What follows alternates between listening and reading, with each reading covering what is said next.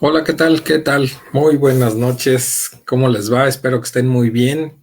Gracias por estar esta noche por aquí. Nuestra última noche de esta semana, de esta serie de 3 capítulos que hicimos de asesinos seriales, en donde vamos a terminar esta semana y esta noche con la historia de Felicita Sánchez, la trituradora de angelitos, una asesina serial mexicana que cometió sus delitos ahí en la década de los 30, casi inicios de los 40 también. Y pues vamos a ver un poco sobre la historia de esta mujer. Ya saben, vamos a contar un poco sobre su pasado, un poco sobre qué fue lo que hizo. Aquí vamos a ver un poco de la historia de su aprehensión, del juicio, algunas cosas más que sucedieron después, hasta su muerte. Y después haremos, ya saben, un pequeño análisis sobre la personalidad o cuáles son las características que tenía esta mujer por las cuales cometió estos delitos. ¿Ok? Muy buenas noches, soy Guillermo Rosales. Me da mucho gusto que estén por aquí. Y pues vamos a empezar con esta historia el día de hoy. Así es que, pues empecemos. Ya saben, cualquier comentario, duda o lo que quieran, allí pueden anunciarlo. Bueno, nada más no se anuncien como ayer que nos andaban ofreciendo $500,000, por favor. De cualquier otra cosa sobre el tema, con todo gusto, ¿ok? Muy bien, pues empecemos con la historia de esta mujer, de Felicita Sánchez. Bueno, Felicita Sánchez Aguillón, o también la pueden encontrar como Felicita Sánchez Neira, es originaria de Cerro Azul, Veracruz. Ella eh,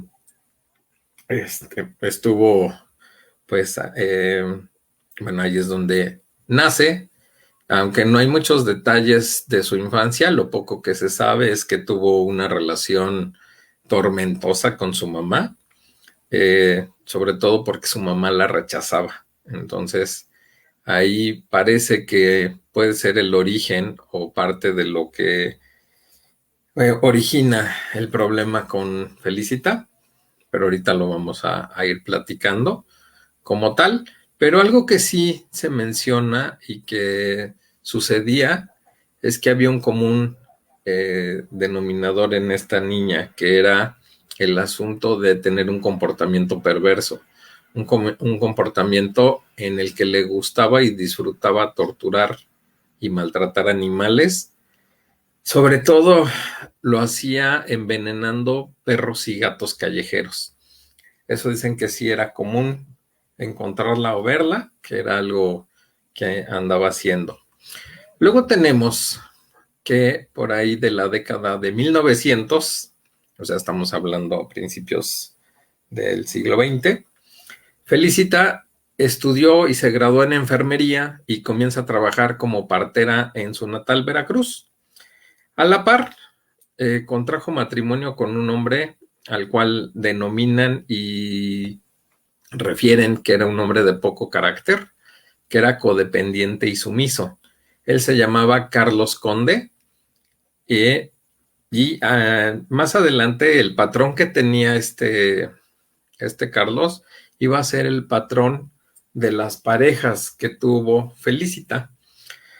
Hay un detalle. A Felicita, si lo ponemos aquí, déjenselas, vuelvo a enseñar. A Felicita se le caracterizaba o la describían como una mujer obesa, de malos modales en particular, que era misántropa. Misántropa es que es alguien que no le gusta convivir con la gente y que tenía un carácter muy fuerte. De hecho, la prensa, cuando se le detuvo, hacían mucho énfasis en su fealdad.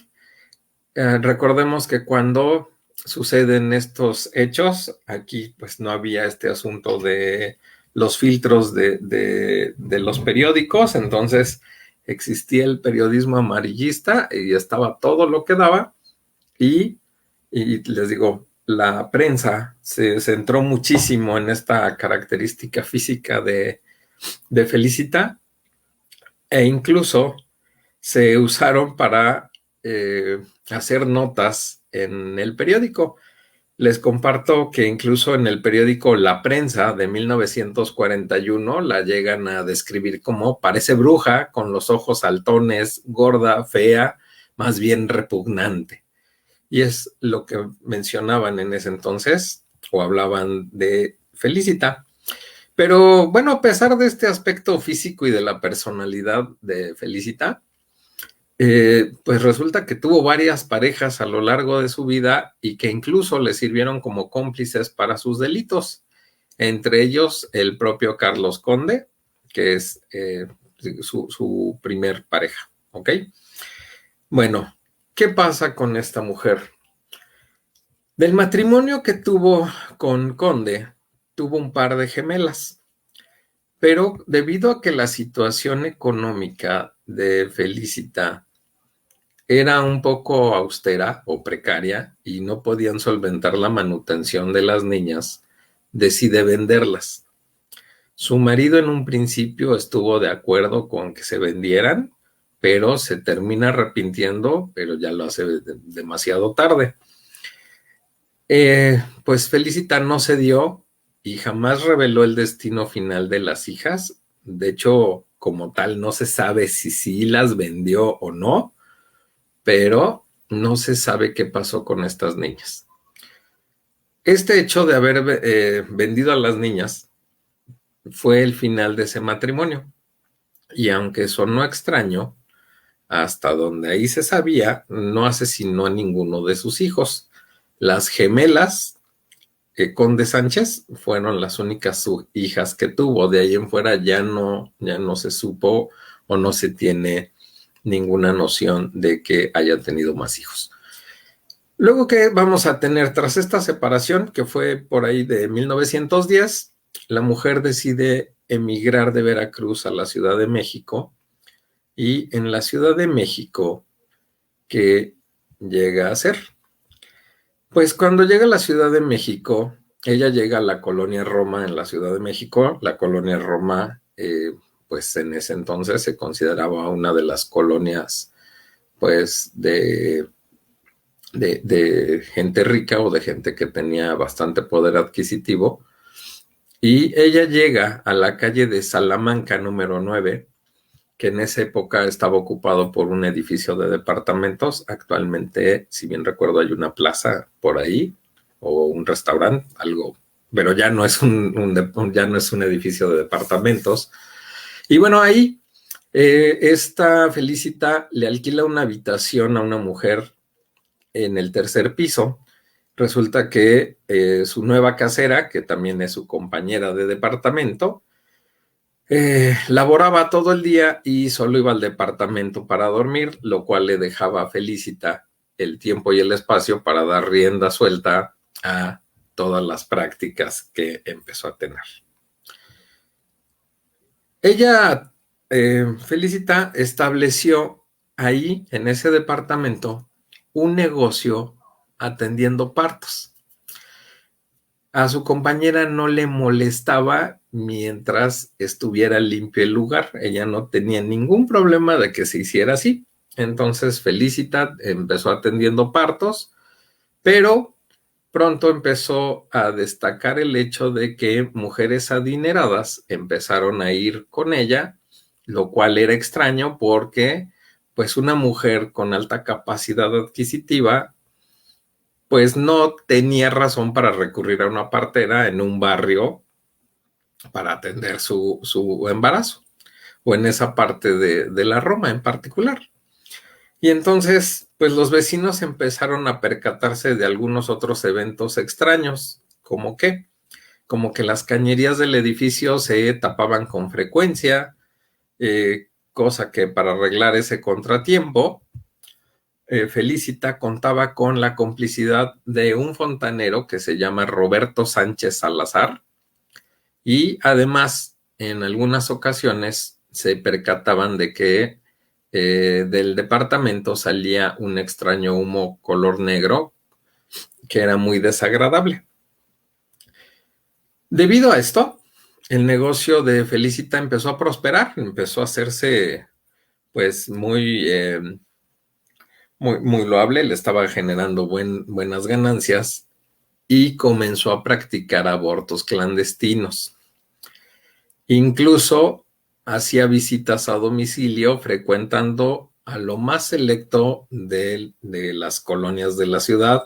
Empezó a ir a colonias de donde estaba, pues ahora sí, gente mucho más rica que donde había llegado ella.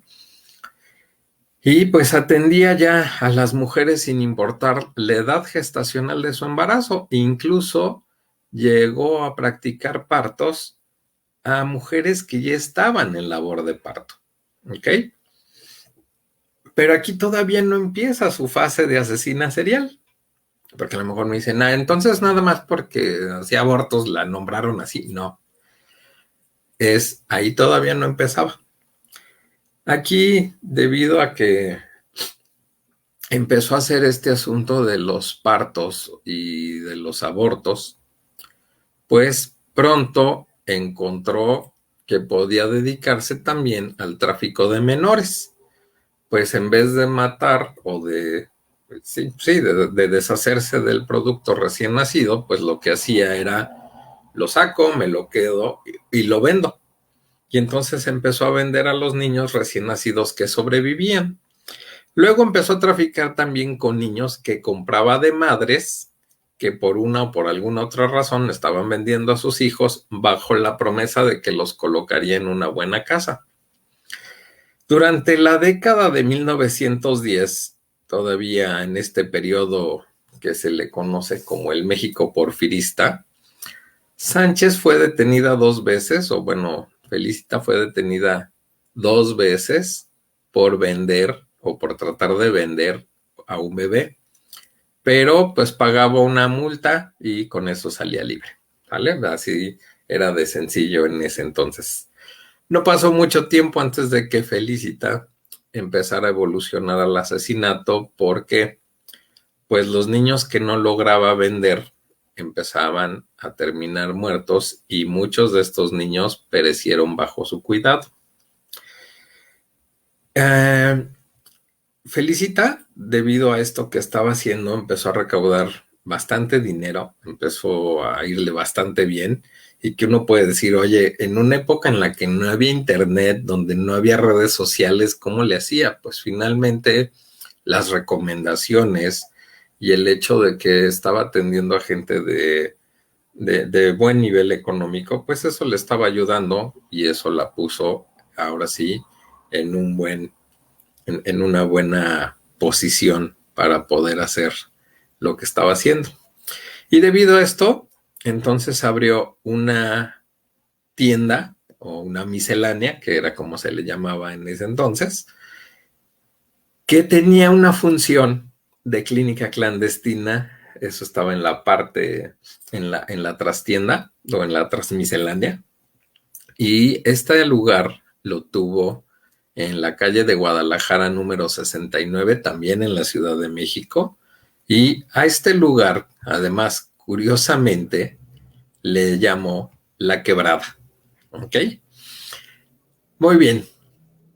Ya que tenía La Quebrada, ya que tenía este lugar, que es donde empezó a hacer toda la cuestión de estar practicando sus abortos clandestinos, aparte de que estaba teniendo pues a estos niños. Algo que se pudo saber una vez que ya se hizo la detención de esta mujer es qué era lo que pasaba y qué era lo que le hacía a los niños. Yo les acabo de mencionar de que un fontanero era quien le estaba ayudando, pues que cubría todo lo que estaba pasando y lo que sucedía ahí, pero también una de sus parejas. Y entonces, pues de hecho se tiene el testimonio de ellos y en el testimonio de ellos relatan que los bebés eran sometidos a una tortura, tanto los bebés como los niños que sobrevivían, eran torturados por Felicita. ¿Qué era lo que hacía? Normalmente decían, y así lo refieren, que parodiaba los cuidados maternales de una manera sádica. Parodiarlos en versión sádica es que hacía de manera violenta algo que normalmente hacemos, como que, por ejemplo, a un bebé yo lo voy a bañar con cuidado y le voy a echar agüita con cuidado y voy a tener, pues ahora sí, toda una serie de pasos para no lastimarlo y para que no le pase nada. Bueno, Felicita, si bañaba un bebé, no hacía eso. Felicita lo metía en agua fría, lo metía de cabeza agarrándolo de los pies, lo sacaba, lo metía y lo sacaba. Eso era lo que hacía. Por ejemplo, eso fue una de las cosas que mencionaba. Estos cómplices incluso mencionan que a veces a los niños los bañaba con agua helada, no les daba de comer por periodos bastante largos de tiempo, los llegaba a dormir en el piso y a veces los alimentaba con carne o leche podrida. Esa era una parte de lo que hacía. Pero esa era la parte de tortura. Y luego venía la otra parte, que ya era la parte de ejecución, la parte de cómo los mataba. Su método de ejecución fue muy variado, no tuvo uno en particular, pero o los asfixiaba, los envenenaba, los apuñalaba o los llegaba a inmolar. Generalmente dicen que los estrangulaba o asfixiaba y que en muchas ocasiones repetía este asunto de la infancia, lo que yo les decía que le hacía a los perros y a los gatos. A veces los envenenaba. Y ya muertos, procedía a descuartizarlos. Y en algunas ocasiones refieren que llegó a descuartizar a los niños vivos. Los restos de estos niños los tiraba en las alcantarillas. Lo tiraba, pues normalmente era a veces en los botes de basura, a veces los incineraba en una caldera, que es de ahí donde salía el humo, o a veces los llegaba a quemar vivos, ¿ok? La foto que tienen ahí es justamente una foto de uno de los niños que alcanzó a quemar vivo y lo sacó uno de estos testigos, de estas personas que le ayudaban. Lo estaba empezando a quemar y estos tipos llegaron y dijeron que no y lo sacaron, pero pues el niño ya estaba muerto. Entonces es el tipo de cosas que llegaba a hacer o que llegó a hacer en este caso Felicita. ¿Qué pasó o cómo fue el asunto de su aprehensión? Como les estoy mencionando, en los 40 la prensa amarillista tenía acceso a todo, incluso tú le podías hablar al periódico y decirle, oye, ¿qué crees? Pasó esto, y llegaban volando los periodistas o la gente que estaba ahí en el medio para atender o para ver estas cosas. Pero bueno, ¿cómo fue la aprehensión de esta mujer? El 8 de abril del 41, en la alcantarilla de este edificio Salamanca, que es donde vivía Felicita, pues resulta que se tapó. Y entonces, al taparse, pues quedó congestionada desde la toma domiciliaria. ¿Y esto qué quiere decir? Pues que entonces no se iba, no nada más lo del edificio, no se iba nada de esa calle. Entonces, pues tuvieron que llamar a lo que era servicios a un fontanero y a unos albañiles para que pudieran ir a ver qué estaba pasando para poder arreglarlo. Y resulta que los albañiles, cuando levantan el piso del negocio para poder acceder a la coladera o a la cloaca, cuando llegaron ahí, pues encontraron, pues con sorpresa, un enorme tapón de carne putrefacta, gasas, que eran las que usaba, y algodones ensangrentados que tenían un olor insoportable. Ya indagando en la masa esta que encontraron, pues resulta que por ahí encontraron un pequeño cráneo humano. Ahí es cuando rápidamente la prensa y la policía se hicieron presentes, las autoridades llamaron a la puerta principal de esta mujer, es decir, a la casa al departamento de Felicitas, pero quien los atiende era su vecina, la chica con la que estaba ahí compartiendo cuarto, que no sabía absolutamente nada y que entonces de todos modos los dejó pasar hasta la habitación de Felicita. Y lo primero que salía a vista en el cuarto, que es lo que encontraron, de ese no hay fotografía, lamentablemente, pero sí viene especificado tanto en el expediente, bueno, tanto en el periódico como en el expediente que existe, de que había un altar con velas, agujas, ropa de bebé, un cráneo humano y una gran cantidad de fotografías de niños. Todos esos niños de quien tenía fotografías eran niños de la que ella había asesinado, ¿ok? Ese mismo día, a la par, también se está haciendo lo que es el cateo de la miscelánea esta de la quebrada, pero pues, tampoco se encontró ella Felicita. Solo se pudo encontrar ahí a una trabajadora que tenía, y entonces pues tampoco la trabajadora tenía noción de qué era lo que había sucedido. En las fotos que están aquí en la presentación, justamente están tanto su compañera de cuarto como lo que era su trabajadora en la tienda. ¿Ok?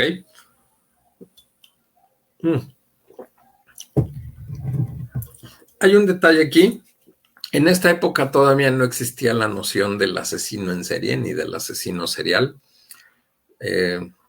Como dato anecdótico, bueno, dato cultural e histórico, el nombre de asesino en serie surge en los 70s y de hecho quien lo establece es personal del FBI, que también es cuando se crea la unidad de análisis de conducta criminal, que se dedican justamente a estudiar asesinos en serie.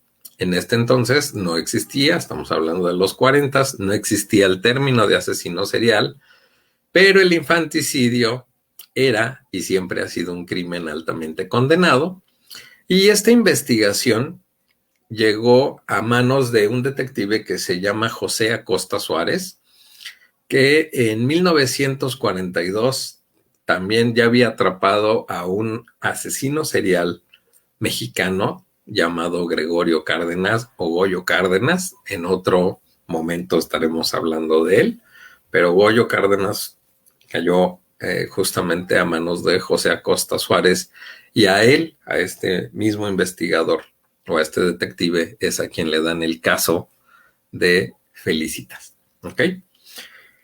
Para el 11 de abril del 41, detienen a Salvador Martínez Nieves. Por si no se acuerdan quién es Salvador Martínez, es el fontanero que le ayudaba a limpiar todo esto. Y pues finalmente, al principio no quería decir nada, no quería comentar nada, pero pues sí termina mencionando qué era lo que pasaba en la casa de esta mujer. Y él relata que en efecto sabía lo que estaba pasando, pero que por miedo a ser condenado como cómplice no lo había denunciado. Sin embargo, pues sí era cómplice porque sabía qué pasaba y recibía una paga que era bastante cuantiosa en ese entonces por destapar las cañerías. Y aún era más cuantioso, o le pagaba muchísimo más, cuando lo sobornaba para que no dijera absolutamente nada. ¿Ok? El mismo día que detienen a Felicita, lo detienen con su amante, a su amante que le llaman el Beto o el Güero. Su nombre es Roberto o Alberto Covarrubias. Bien no está especificado, pero solo es Beto. Y con este hombre también, que también fue su cómplice, Felicitas procrea su tercera y última hija, que nace en 1939, mientras ella estaba tratando de huir de la ciudad. De esta chica solo se sabe que nació bien, no le pasó absolutamente nada, todo está, digamos, en orden, y no se supo qué pasó con ella realmente, igual que con las dos hijas que vendió, no se supo qué sucedió con ellas, pero no, al parecer no pasó nada más, ¿ok? Luego bien, ya una vez que la aprendieron, pasó que llegamos al juicio. Durante el juicio hubo una serie de cosas que llamaron la atención mientras estuvieron en su proceso penal. Le empezaron a llamar la ogra también por el aspecto físico que tenía. La llegaron a llamar la descuartizadora de la colonia Roma también. Empezó a tener varios sobrenombres. El último que se le quedó es el de la trituradora de angelitos, justamente porque siempre mató niños y, bueno, bebés y niños, que fue por eso que ya se le quedó ese nombre como tal, pero lo pueden encontrar así.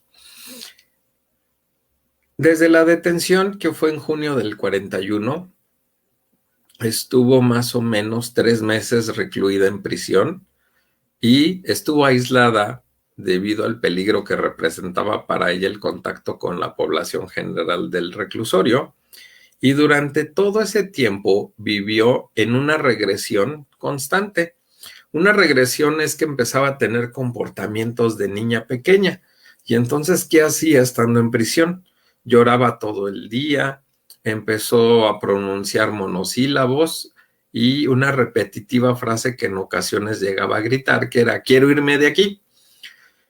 Incluso hacer berrinches, se tiraba al piso, pataleaba, gritaba, y a veces era necesario arrastrarla para trasladarla de un lugar a otro.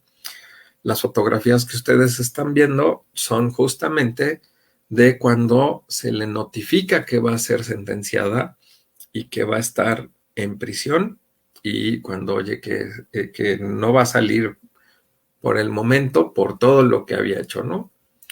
Y es cuando empieza con estos comportamientos. La segunda fotografía es de cuando ya está en el área de hospitalización de la prisión, por lo mismo, de estas conductas que estaba presentando como tal.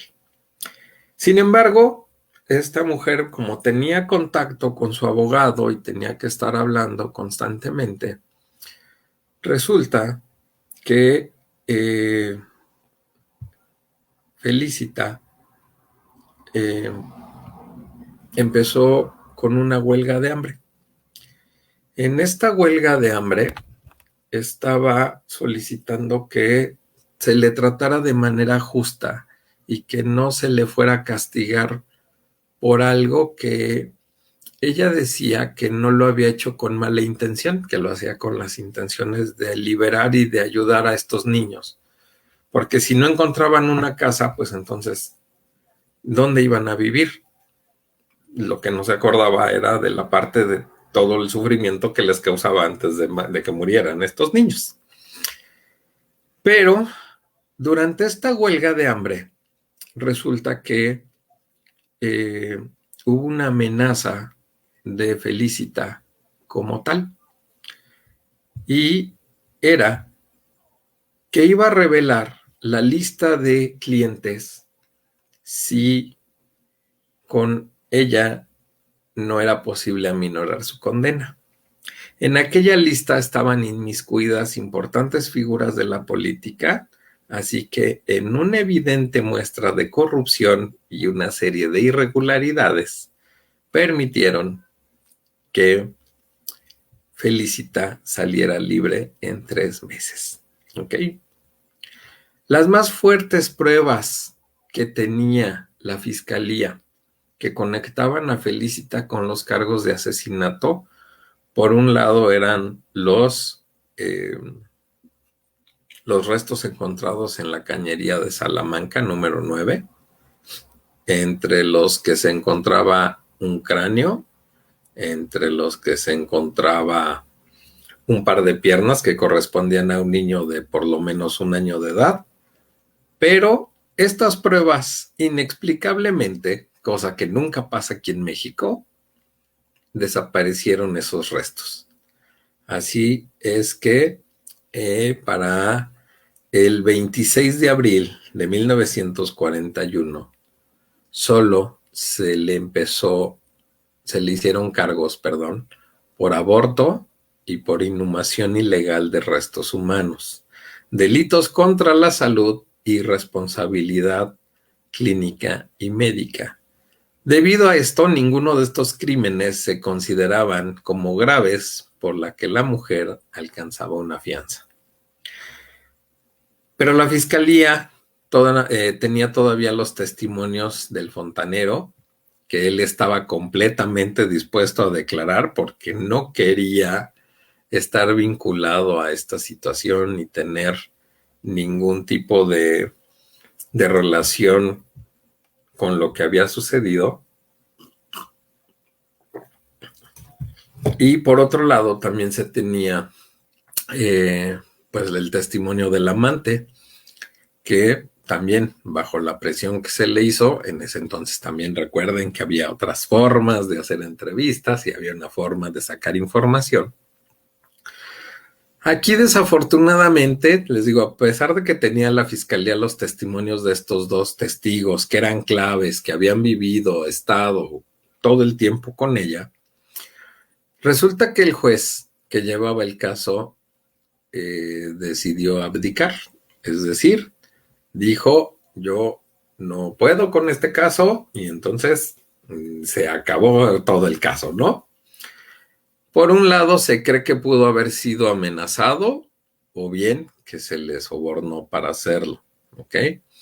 Debido a esto, pues la salida de Felicita de la prisión fue antes de que la fiscalía pudiera apelar el fallo, ¿ok?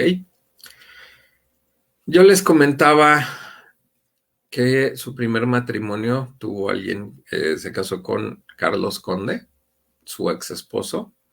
Pese a que ya no tenían una relación sentimental con Felicita, fue quien pagó la fianza, que en ese entonces ascendía a 600 pesos de aquella época.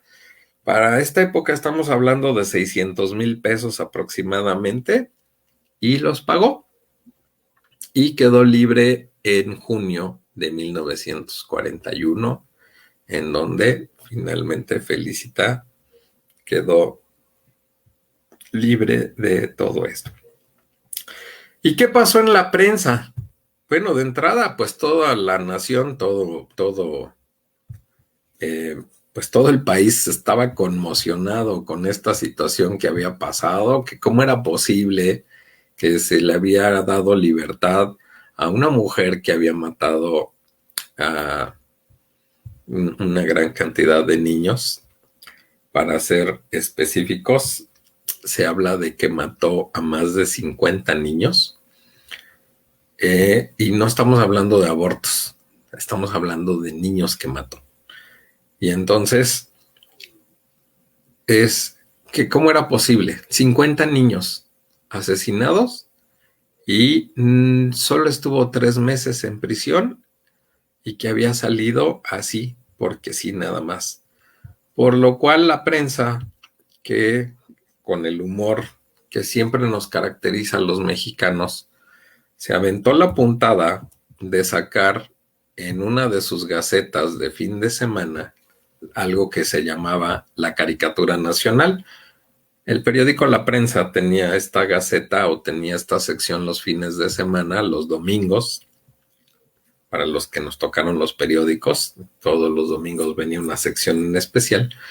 Y aquí ponían una caricatura parodiando lo que había sucedido con Felicitas. Y entonces ponían esta imagen donde estaba esta mujer con un guajolote, y entonces dice, señor, ¿puedo ver a doña Felicitas Sánchez Aguillón inmediatamente? Y le dicen, no señora, hasta el día de visita. Dice, es que nomás quiero que me descuartice este guajolote.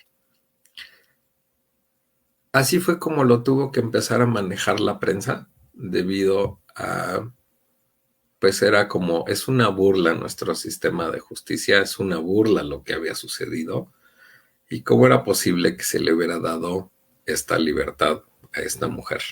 ¿Ok? ¿Qué tenemos en el caso, o finalmente, qué sucede con Felicita, o cómo termina su historia en este asunto? De entrada ya no la podían volver a enjuiciar, ya había sido cerrado su expediente, ya había sido cerrado su caso, pero ya no podía continuar con el estilo de vida que tenía. De hecho, pues se consideraba en su momento que ya ni siquiera debería de estar viviendo en el país, porque se ganó el odio total y general de toda la gente. Y debido a esto, también ese mismo junio que salió, decide suicidarse por una sobredosis. Durante la madrugada, en la casa que compartía con el concubino mientras estaban durmiendo. Ella dejó tres cartas, una que estaba dirigida a su ex abogado, otra que estaba dirigida al abogado que tenía en ese momento, y la última a su pareja. Algo que se refiere es que en ninguna de las cartas hay una expresión sentimental, no se detectó ni hay nociones de que haya sentido ni culpa, ni dolor, ni tristeza, ni ningún tipo de lazo afectivo, ni para con ellos, ni para con lo que había hecho, ni para con lo que estaba sucediendo. Tampoco menciona en ningún momento ni a su hija, a ninguna de sus hijas, ni a la que acababa de nacer, bueno, que ya tenía en ese entonces 2 años, ni de las que había vendido, ¿no? Al final de cuentas, pues solamente lo que se considera es que se pudo haber cosificado a sí misma, y que tampoco parecía haberle producido ningún tipo de emoción o de sentimiento el decidir matarse, ¿no? Como les mencioné, su hija finalmente en este caso quedó a tutela del Estado, todavía no existía el DIF, el DIF surge a partir de los 60s, faltaban unos añitos, pero fue llevada a un hospicio y les decía, pues creció hasta donde se sabe como una persona funcional dentro de la sociedad, ¿ok? Así es que esta es la historia como tal de lo que es Felicita, de qué fue lo que hizo la trituradora de angelitos, o también la ogra, que es como también se le conocía. Pero aquí, bueno, vamos a platicar un poco, hablemos un poco de este asunto de qué fue lo que llevó a Felicita a cometer este tipo de homicidios o este tipo de acciones como tal, ¿no? Tenemos que, pues de entrada, pues el asunto de la mala relación o el rechazo que tuvo por parte de su mamá. Espérenme, déjenme nada más aparezco para acá para saludarlos, porque recién anduve acá escondido. Bueno, de entrada, lo que les decía, el asunto de la mala relación que tuvo con su mamá finalmente es lo que va a desencadenar, en este caso, pues todo lo que fue su patología o su psicopatología como tal, pues tuvo un rechazo patológico automáticamente hacia lo que era la maternidad y todo lo relacionado con esta, y pues el asunto de la conducta que tuvo hacia los animales, pues es claramente la manera en la que empezó a canalizar toda esta parte del rechazo que estaba teniendo. Podemos hablar de que era una psicópata, ya si era psicópata, no era sociópata. Si ya nada más, si lo traía, ya lo traía latente, nada más necesitaba encontrar el desencadenante. Yo sé que muchas veces hemos hablado, o que luego ustedes van a encontrarse en algunas series o en algunos documentales, de que casi la gran mayoría de asesinos seriales viven una infancia terrible y espantosa. No hay muchos datos del asunto de Felicitas, pero finalmente, pues el hecho de tener el rechazo ya la marcaba como alguien que sí iba a ser fría y distante. Seguramente tuvo que haber vivido algunas otras cosas más que lo desencadenaron, pero bueno, de todos modos ya estaba ahí. Luego tenemos la parte de que, pues cuando empieza con el asunto de los partos, pues cómo la definían, cómo la estaban mencionando, cómo se comportaba, pues entonces ya daba algunas señales, pero pues como no se tenían ningún tipo de estudios de este tipo de personalidad ni de estas cuestiones como tal, bueno, ya no se pudo detectar en su momento. Pero, ¿qué más vamos a encontrar con ella? Pues debido al rechazo materno que estuvo viviendo o que vivió, pues esto genera en ella algo que se llama una personalidad neurótica, ¿ok? La personalidad neurótica que va a tener como tal. Yo sé que a veces cuando escuchamos neuróticos, estamos hablando de, es gente que se pone a gritar como loca y todo eso. No siempre, pero aquí tienen la cuestión de que cuando entra esa personalidad neurótica, o en este caso, cuando cometía los delitos, sí lo hacía como con mucha hazaña y lo hacía con mucho odio, que es la parte neurótica, o en esta cuestión de la personalidad neurótica, sus emociones están más allá de lo que normalmente nosotros la tenemos. Por eso se les llama o personalidades neuróticas. Están más allá. En el momento a lo mejor no se nota, pero cuando ellos entran en esta fase de hacer o de cometer el homicidio o de matar a alguien, entran en ese periodo neurótico o eufórico. Por eso es que tiene esa personalidad neurótica. No es todo el tiempo, solamente es en específico, en algunos puntos o en temas en especiales. Y en el caso de asesinos seriales, su parte neurótica bota justamente al momento de estar cometiendo los asesinatos. ¿Qué más iba a tener? Pues obviamente era evidente que no tenía empatía ni tenía remordimiento, es algo que era muy claro.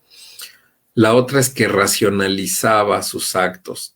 Cuando racionalizas los actos, es que le encuentras una justificación del por qué lo estás haciendo.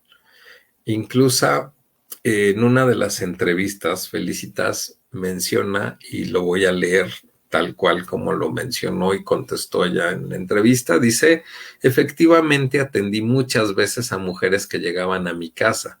Me encargaba de las personas que requerían mis servicios y una vez que cumplía con mis trabajos de obstetricia, arrojaba los fetos al WC. Esa es una, ¿sale? Entonces, echarlos al WC así, nada más también como tal, pues por eso decían que no había a veces ni empatía ni remordimiento, que racionalizaba sus actos. Y hay otra cosa, el asunto de ser megalómana como tal. Se sentía superior debido también a lo que estaba haciendo y cómo lo estaba haciendo. Y tan era megalómana que logró controlar todo un sistema de justicia en ese momento y conseguir que la liberaran. Entonces, cumple toda esa parte. Por otro lado, tenía una cuestión que en sus ideas delirantes, que también era algo que presentaba, ella creía que realmente estaba haciendo un bien con los crímenes que cometía. Incluso les asignaba una cualidad mística. Y pues el ejemplo como tal es el asunto del altar que ella que tenía por ahí, ¿no? En otra parte de la entrevista que se le llegó a hacer, ella menciona como tal lo siguiente. Una mujer me dijo que había soñado que su hijo iba a nacer muy feo, que por favor le hiciera una operación para arrojarlo. En efecto, aquella criatura era un monstruo, tenía cara de animal. En lugar de ojos, unas cuencas espantosas y en la cabeza una especie de cucurucho. A la hora de nacer, el niño no lloraba, sino bufaba. Le pedí al señor Roberto que lo echara al canal y él le amarró un alambre al cuello. Y así fue como se deshicieron de ese bebé, ¿no? Que finalmente ese bebé del que están mencionando no era un feto, de hecho era un bebé que ya estaba en labor de parto. Y pues ella lo terminó, sí nació, y pues eso es lo que veía, ¿no? En sus ideas delirantes veía que de lo que a veces se deshacía no era de una persona, sino de una criatura o de un monstruo. Entonces, pues también no tenía esquizofrenia, eso sí, no era esquizofrénica, solo tenía ideas delirantes. Eso se llaman episodios psicóticos transitorios. Algunos asesinos seriales los llegan a presentar, que es cuando empiezan o a ver cosas, o a escuchar cosas, o a sentir cosas. Solamente pasa en algunas situaciones. En este caso, a Felicitas solamente le iba a ocurrir en el asunto de los partos o cuando tenía los niños. Les voy a contarte aquí, solo es un asunto más que llega a pasar de un caso que tuve hace unos años ahí en Tepepan, con una reclusa, una interna, que en alguna ocasión ella llega porque asesinó a su bebé. Tenía 42 días de haber nacido su bebé y lo mató. Lo que hizo fue, lo hizo una estrella de David en el piso, le echó gasolina, prendió la estrella y aventó al niño ahí. Y en lo que el niño estaba llorando, porque se estaba quemando, lo agarró de una de las piernas y lo empezó a azotar contra el piso. Al momento de estarlo azotando en el piso, pues obviamente el niño lloraba más, aparte de que el dolor seguramente era insoportable. Esta mujer empezó a golpearlo con más fuerza, empezó a azotarlo, y pues los vecinos se dieron cuenta, terminaron llegando a ver qué pasaba, pues tiraron la puerta para poder quitarle al niño, y cuando ya le quitaron, bueno, el niño ya estaba muerto, lamentablemente, y bueno, pues hubiera sido terrible que hubiera seguido vivo por todo lo que le hizo.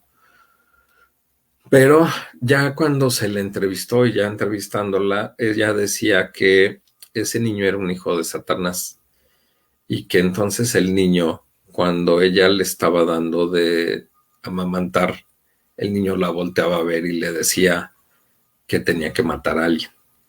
Y entonces ella se quitaba al niño del pecho y le decía, ¿qué me estás diciendo? Esto era una idea delirante que tenía. A veces llega a pasar con algunas mujeres justamente después de dar a luz, tienen un periodo de puerperio que son 40 a 43 días, en donde si no tienen una buena alimentación, si no se cuidan, si no tienen un buen sueño, si no tienen todos los cuidados pertinentes y necesarios, y que además debe haber tenido ciertos cuidados también durante el embarazo, pueden presentar este tipo de trastorno mental transitorio, en donde van a tener un brote psicótico, en donde pueden tener estas ideas delirantes. Esta mujer que les estoy contando tuvo justamente un trastorno transitorio, tuvo un brote psicótico, y entonces pues lo que alucinaba o veía era a su bebé diciéndole cosas, diciéndole que tenía que matar, y ella, en un acto de piedad o de liberación de este asunto es por lo cual mata a su bebé. Además de que lo había quemado, bueno, le había cortado los dedos para sacarle sangre y dibujar algunos símbolos o escribir algunas cosas para protección. Y entonces, pues es parte de este asunto que llega a veces a pasar en nuestra mente, ¿sale? No todos estamos exentos, aún estando de repente tan normalitos, podemos caer o tener de repente algún episodio psicótico. Por eso también es importante dormir, por eso es importante cuidar nuestra alimentación, por eso también es importante qué consumimos y en qué cantidades lo consumimos. No estamos exentos de tener un brote psicótico en cualquier momento o incluso en algún momento de una situación impactante o traumante, ¿sale? Pero bueno, pues este fue el último capítulo que tuvimos esta semana con este asunto de las mentes oscuras. Estén por ahí pendientes, es algo que se va a estar haciendo ya semanalmente. Por ahí ya les estaremos avisando qué día va a ser. Estará entre miércoles y jueves, ya les avisaré qué días serán. Será una vez a la semana y estaremos hablando de distintos asesinos seriales, no solo de México, estaremos hablando de distintas partes del mundo y pues en una que otra ocasión, pues si se puede de alguno de los casos que hemos tenido, pues con todo gusto también los estaremos compartiendo, ¿ok? Pues muchas gracias por esta noche, por haberme acompañado. Ahí están mis datos para cualquier cosa y cuídense mucho, que estén muy bien y que les vaya muy bien, ¿sale? Descansen y que tengan buena noche.